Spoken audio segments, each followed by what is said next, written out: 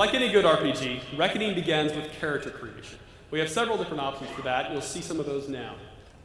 So the first call to make is what race you want to be. We have 4 different races to choose from, 2 kinds of human, the Almain and the Varani, who hail from different lands and have different benefits, and the Losofar and Doklofar, light elves and dark elves, respectively. Now, as you choose your race, obviously there's the aesthetic differences, but also you get a head start to some of your non-combat skills, something appropriate to that class. Now, having chosen your race, you can choose your gender, male or female. This is purely an aesthetic choice. It doesn't change stats or anything like that, although there is some dialogue in the game that'll vary based on your gender. Having chosen that, we then pick our patron god. Your patron god gives you a set of combat bonuses that'll last throughout the course of the game. They're small, but they do let you give a way to kind of flavor your character a little bit more right out of the gate. Having chosen those things, we've built kind of the systemic side of our character. Now we get to customize his or her appearance. Now we have several presets for each character you can choose from that are crafted to look cool. If you don't want to use one of those, you can go a step further and customize them on a specific level, changing face shape, eyeshadow, the intensity of your stubble, always a fun one. That's intense stubble, that's great. Also a number of hair options, facial hair, hair in your head, the eyebrows as well. You can change around colors and darkness and all that. And finally, accessories, where you can do different facial attachments like nose rings, earrings, etc., as well as tattoos. We have, I think, 30-some tattoos. You can do different opacities and colors and all that. Oh, yeah. You can actually make curves, but I'm not going to tell you the combination you have to do. We also have this fun randomized feature, which we really enjoyed when we put this in because it was supposed to be just a little usability thing, but it ended up being fun in and of itself. You just hit a button and it'll give you a whole different combination of traits. So in a hurry, you can create something really wild. And if you find something that's cool and not quite what you want, you can then customize it from there. We've picked our swank character. We're going to jump into the game itself. Now, normally, at this point in the game, you're starting off, you've seen a cinematic that sort of sets the stage for where we're at and what's going on. Since you're not seeing that here, I'll sort of catch you up on what's happening. Now, Reckoning is set within the world of Amalur in that 10,000-year history that R.A. wrote in a very specific time, a time called the Age of Arcana. The reason for that is that magic is freshly returning to the world after a long absence. And this has a lot of different factors in the story. Now, amidst this magic coming back, there is an epic war happening between a group of unseelie fae, an immortal race called the Tuatha, and the mortal races of men and elves. And in the chaos of this war, you, the player character, have died. So yes, from the very beginning of the game, from the outset, you're already dead. It's very sad. Fortunately, it doesn't end there. The game begins with you hacking, coughing, and crawling your way out of a pile of corpses. You get to the ground, retch, kind of wobble to your feet, and find yourself in this strange cavern. You don't know who you are, you don't know how you died, and you certainly don't know how you came back. So the game begins with a number of personal mysteries for you to pursue, like tying it to you on a very personal level because it's stuff about you, and then leading you into the main quest from there. Here in just a moment, we're going to introduce you to one of those characters in the main quest, the architect of our resurrection, Fomerus Hughes.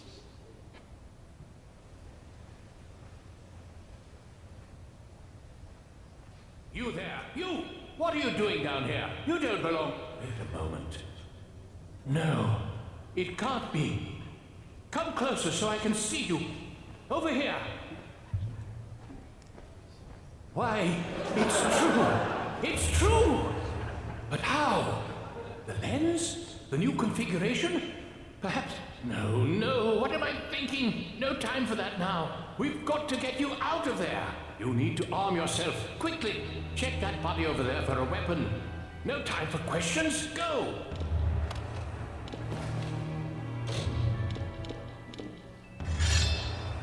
Excellent, excellent. Through the door now. I'll meet you on the other side of the gate. Stay alert. We're not the only ones in here, I'm afraid. This is a small thing, but I have to say it. The voice you've just been hearing, Fomerus Hughes, if any of you played Baldur's Gate 2, and I'm really hoping a lot of you did, it's the same guy that did Minsk. I love it. He's awesome. Jim Cummings is his name. Anyway, so we've just looted this sword, and this is the beginning of the tutorial dungeon. At this point in the game, normally we're teaching you how to loot things, how to equip, how to swing your weapon. We're turning that off for the purposes of this demo. Now, as we move forward, you may notice that Fomerus Hughes back there, the gnome on the scaffold, he seemed a little surprised to see us. There's a good reason for that. For the last decade, he's been working on this machine, this magical apparatus you see up ahead. It's called the Well of Souls, and it features prominently throughout the Kingdoms of Amalur IP. Now, the Well of Souls is a resurrection machine, and despite all these years working on it and a very large stack of corpses that you saw back there, it's never actually worked. That is, of course, until now.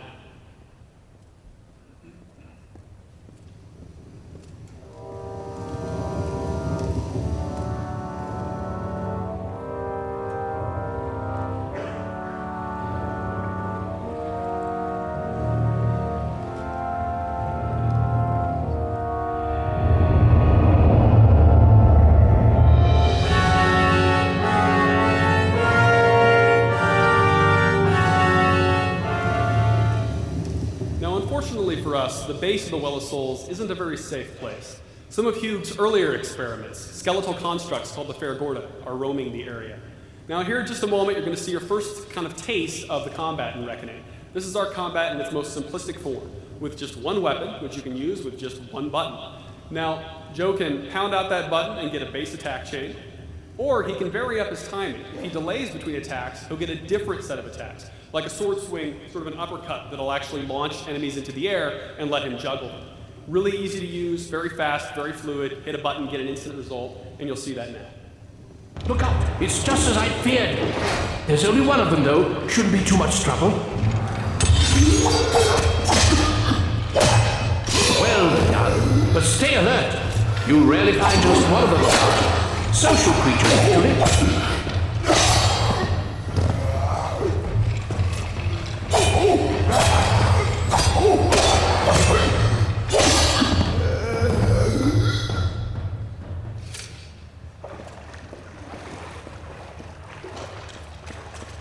You need to find your way to the upper levels. There's a passage to your right. That should take you through the supply rooms and into the tunnels. Now, as Joe loots this Faragorda, you see he has some nice leather armor on him. There's a couple things to point out here. One, which you're seeing only a tiny sample of here, is the loot system in Reckoning. We have a full slot machine Diablo-style loot system in Reckoning that can generate over 2 million pieces of loot. We have different quality tiers, material types, affixes, so you can have things like a flaming sword of destruction, all that kind of thing, or of the wombat, or whatever. Very, very cool. So you generate tons and tons of loot. It's just one more thing that keeps you playing the game, just that addicting treadmill of getting new stuff. We also have hundreds, I think it's actually maybe over 1,000, at least hundreds of handcrafted unique items with even more impressive bonuses, as well as collectible armor sets, where as you get more pieces from the set, you get a bigger and bigger bonus. So that's the loot system itself. Separately, there's the actual UI we're looking at here. And this is interesting for some design reasons. Now, you can look at individual items here. You can compare them with what you have equipped directly from the loot UI. You don't have to go into your inventory for that. And then you can equip them directly from the loot UI without having to actually go into your inventory. Also, if you find some items that you don't care for, you can throw them into your junk pile right from here. Your junk pile, the next time you go to a merchant, with a single button press, you can sell all that off. Just one button press, it's gone.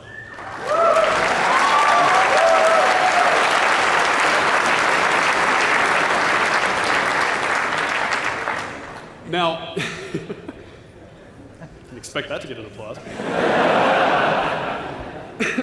Now, RPGs, inventory is very, very important. And some players really like managing their inventory. They like going to that screen, min-maxing exactly the right gear for their character, making sure I've got my chance to crit here and my crit damage percentage there, and just, working all that out. You can absolutely do that in Reckoning. I kind of lean that way myself. But a lot of other players, they don't want to do that. They want to just, hey, give me the cool stuff, let me go back to killing things. We let you have the best of both worlds with this UI, so we're big fans of it. So now, having fully equipped the leather armor off this Faragorda, we're going to proceed.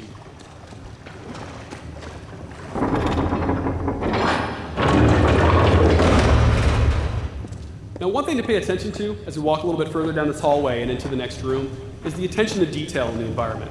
Even here, indoors in a dungeon, our artists, our environment artists, level designers, have done an amazing job crafting ridiculous amounts of small detail into every corner of the world, including places that, frankly, you're not likely to look, like up higher on the walls.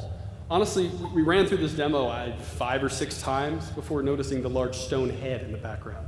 Just kind of blends in. Just little things like that help give the world texture and make it feel more real.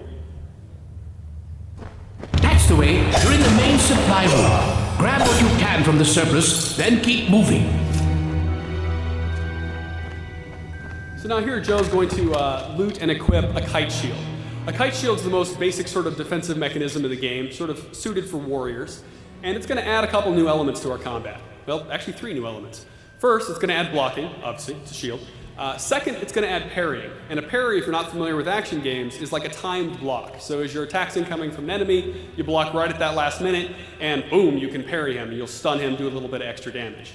Another thing it's going to add, which you'll notice, is that if Joe attacks with his sword after parrying, he does a totally different attack chain, which is actually a more damaging chain than his normal attacks. We'll see that now.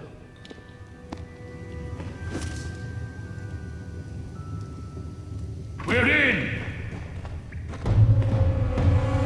I thought it was just gnomes down here. The job was to wipe out everything. Gnome or otherwise.